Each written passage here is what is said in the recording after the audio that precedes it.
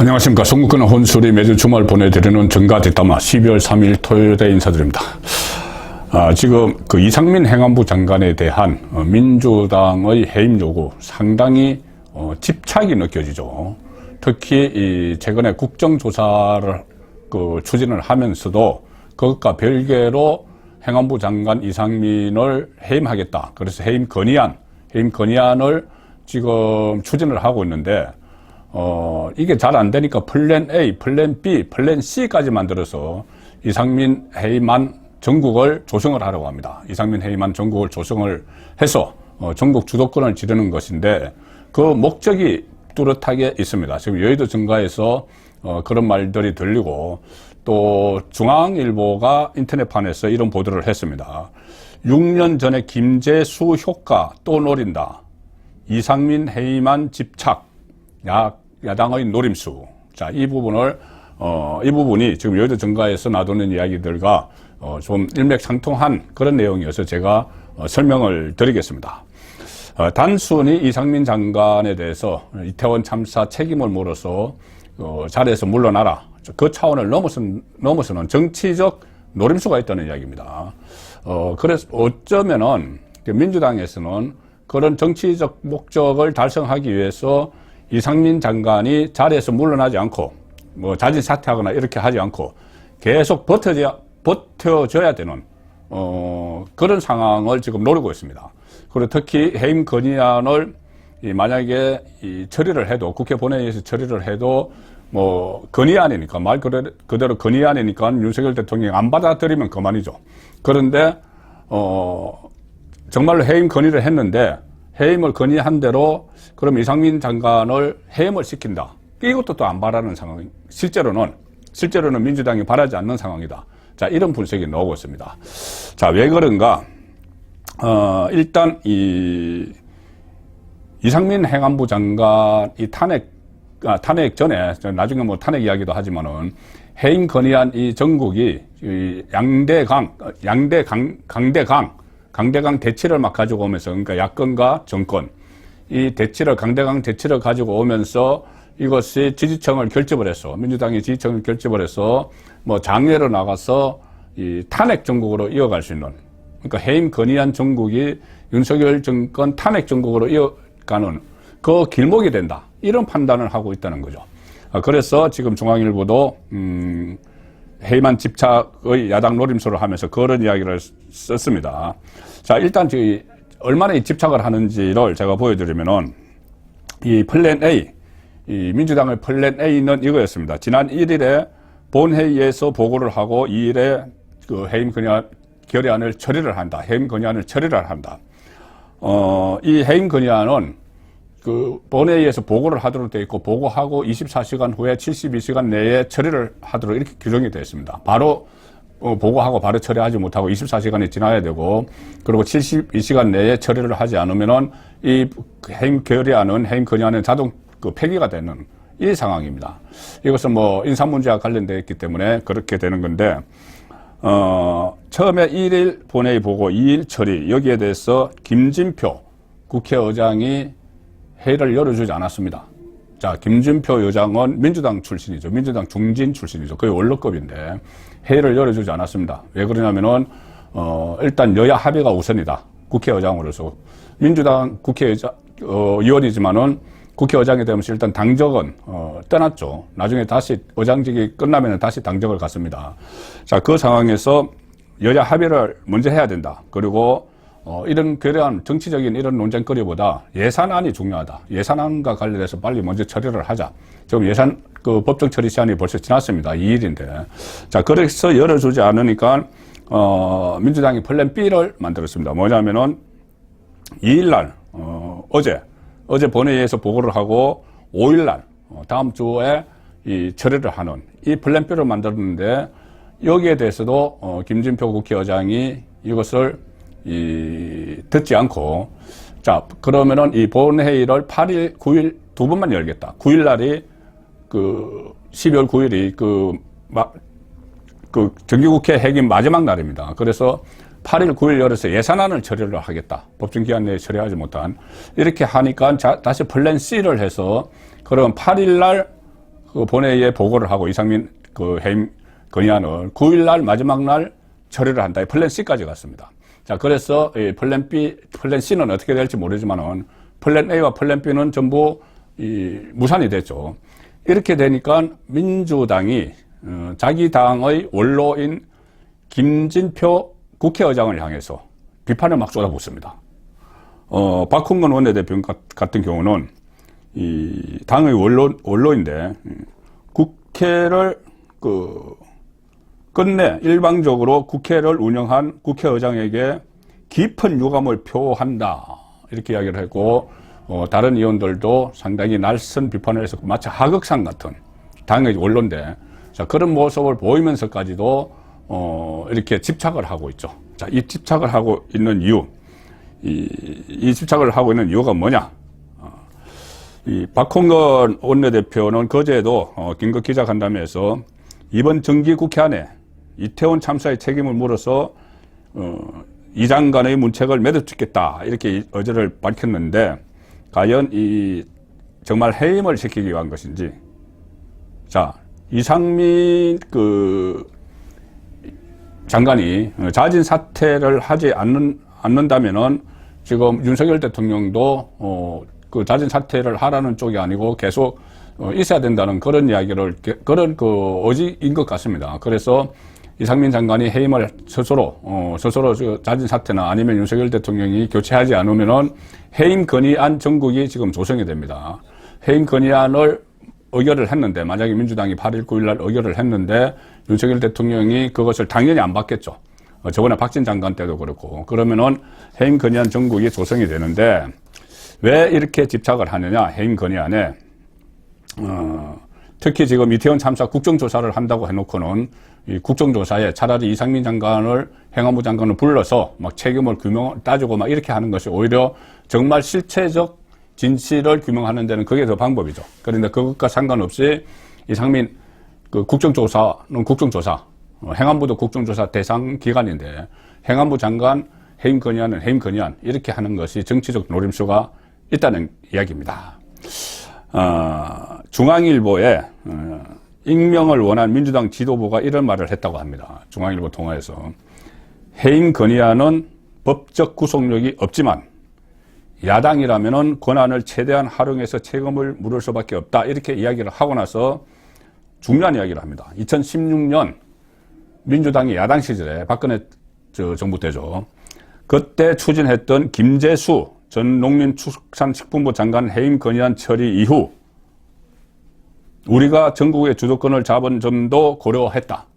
자, 김재수 사례를 고려를 해서 지금 해임 건의안을 냈다는 거죠. 플랜 A, 플랜 B, 플랜 C까지 하면서 해임 건의안을 내서 이것을 통과를 시켜서 다수당의 힘으로 통과를 시켰는데 윤석열 대통령이 그것을 건의를 받아들이지 않으면 강대강 정국이 된다. 2016년에 그렇게 했다. 그리고 그 끝이 어떻게 진행이 됐습니까? 그 무렵에 2016년 그 무렵에 최순실 게이트가 막 터져 있을 때죠. 그리고 최순실 게이트가 결국 박근혜 대통령 탄핵 정국으로 흘러갔는데 이 김재수 해임 건의안으로 대치된 강대강 정국 때문에 주도권을 민주당이 가져갔고 또 박근혜 정부를 지키고 있던 뚝이 무너졌다. 이것을 민주당이 다시 한번 벤치마킹을 하려는 것 아니냐. 그런 이야기가 나오는 겁니다. 그때 2016년 8월에 김재수 장관이 지명이 됐죠. 그런데 국회 인사청문회에서 논란이 있었습니다. 뭐 기업이나 그 연관이 있는 원래 농림부 출신인데 그 논란이 된 것이 그때 뭐 은행 특혜 뭐 그런 문제였죠. 재산 정식 문제와 관련한 논란이 있어서 인사청문 보고서가 채택되지 않았습니다. 그런데 박근혜 전 대통령이 당시에 임명을 강행을 했죠. 그 뒤에 김재수 당시 장관이 본인이 경북대를 나왔습니다. 경북대 동문 SNS에 글을 올렸는데 본인이 이제 소회를 이야기하다가 내가 지방대에 나온 흑수저 출신이라서 무시를 당했다. 온갖 모함, 음해, 정치적 공격이 있었다. 앞으로 뭐 종편에 나와서 나에게 그런 의혹을 제기했던 사람들, 또 야당, 언론에 대해서 법적 조치를 취하겠다. 이렇게 강하게 이야기를 했습니다. 장관이 임명되고 나서. 그러니까 이 야당이 그때 야당이 민주당, 또 국민의당, 안철수의 국민의당, 정의당, 이렇게 야3당이 바로 김 장관에 대해서 해임 건의안을 제출을 했죠. 그때, 여당인 새누리당은 표결에 불참을 하고 퇴장을 했는데, 이 160표로 가결이 됐습니다. 자, 가결이 됐는데, 물론 이 가결이 됐지만, 이 민주당이 그 표적으로 삼은 이 해임 건의안에 대해서 박근혜 당시 대통령은 건의를 받아들이지 않았습니다. 당연히 받아들이지 않았고, 또 김재수, 그전에는 해임 건의안이 통과가 되면은 그냥 장관이 알아서 사퇴를 했는데, 박근혜 당시 대통령은 김재수 장관에게, 자진 사퇴도 하지 말라고 이렇게 단속을 했죠. 자, 그래서, 이 상황이 되니까 민주당이, 그때 김재수 장관을 표적으로 삼으면서 최순실 씨의 국정농단과 교묘하게 연결을 시킵니다.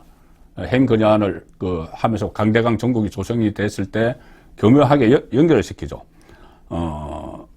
김재수 장관이 그 한국농수산식품공사 여기에 사장으로 재직할 때 미러재단, 그때 최순실 씨가 최순실 씨 쪽이 설립한 미러재단이 이 참여한 한 사업에 이 김재수 장관이 사장으로 있던 농수산식품공사가 같이 연관이 돼서 같이 참여를 했습니다. 미러재단과 김재수 장관이 사장으로 있던 사장 시절에 농수산식품공사가 같은 사업에 참여를 했는데, 그래서 이 민주당에서는 이 김재수 당시 사장이 청와대, 그러니까 박근혜 대통령의 눈치를 보고, 미르재단이 최순실과 연결되어 있으니까 박근혜 대통령의 눈치를 보고 농수산식품공사를 미르재단의 사업에 참여를 시켰다, 이렇게 민주당이 국정감사장에서 주장을 했습니다. 그러니 이 최순실과 김재수의 연계성을 이야기를 했던 것이죠.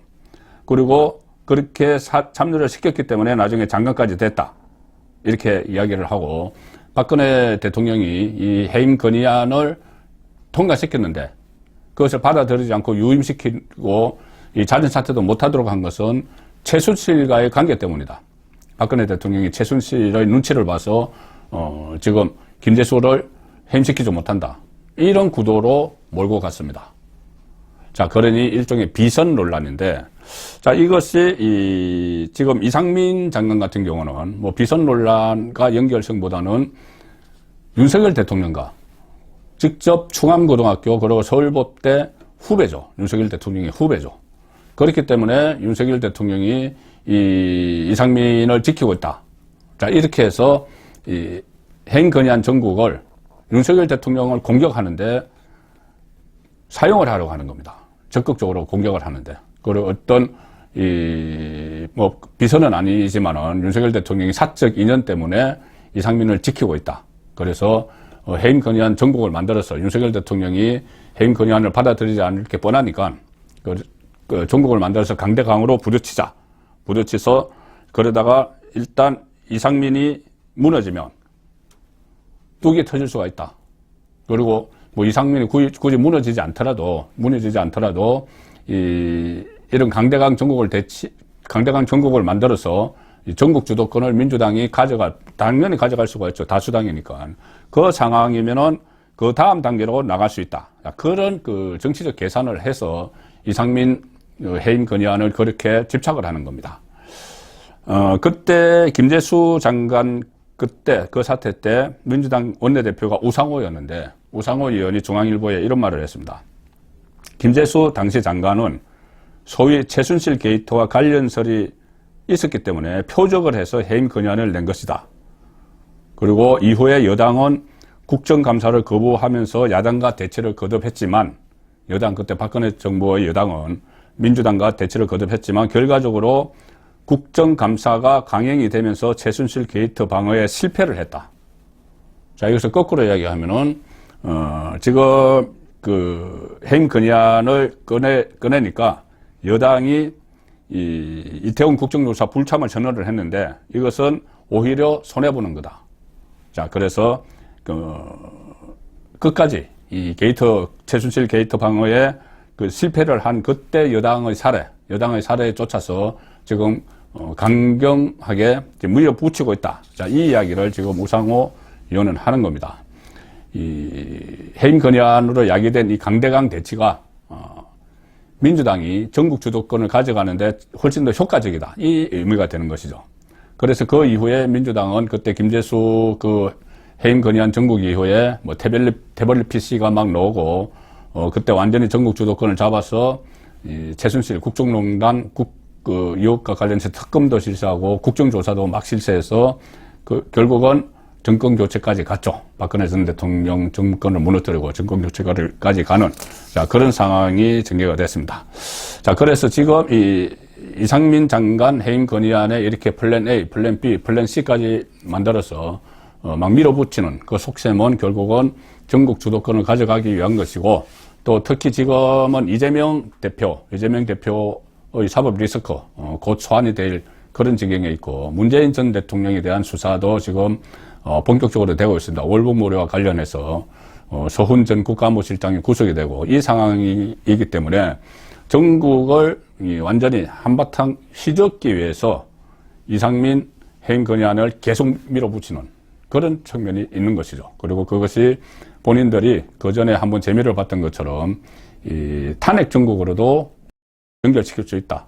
그리고 윤석열 정권 탄핵 정국으로 연결을 시키면 뭐 어떻게 보면 결과적으로 이재명도 보호할 수 있고 문재인도 보호할 수 있는 자 그런 상황이 올 수도 있다. 그래서 이상민 해임 건의안을 적극적으로 추진을 한다. 자 그런 분석들이 나오는데 다만 이상민 장관에 대한 해임 건의안 이거 뭐 안 받아들이면 또 탄핵을 한다고 하죠. 장관 국무위원 탄핵 뭐 해서 이렇게 진행이 되더라도 그것이 민주당이 원하는 대로 이 전국이 흘러갈지는 미지수입니다. 가장 큰 이유는 지금 그때 김재수 해임 그때를 전후해서는 최순실 게이트가 지금 터져 있었죠. 최순실 게이트가 터져 있고 여러 가지 이 미러재단, K스포츠 재단 이런 문제들이 막 분출이 될 때, 그 다음에 뭐 태블릿 PC가 나오고 뭐 이렇게 해서 탄핵 정국까지 갔지만 지금은 그런 그 후발 쟁점이 없습니다. 그만큼 그렇게 이 폭발력 있는 후발 쟁점이 없는 상황이죠. 그래서 정권을 지금 흔들어서 탄핵까지 간 그 사례를 지금 벤치마킹 하려고 지금 시도를 하는 것이라는 그 관측이 여의도 정가에서 많이 나오지만 오히려 지금은 그런 식의 드라이버를 거는 것이 역풍을 맞을 수도 있다. 민주당이 올해 이상민 해임 건의안 전국을 만들다가 역풍에 직면할 수도 있다. 그런 분석도 나오기 때문에 이 상황 전개는 좀 더 지켜봐야 될 것 같고 과연 이 8일, 9일 이때 김준표 의장이 이 해임 건의안을 상정을 할 것인지 그 부분도 지켜볼 필요가 있습니다. 정가 뒷담화였습니다.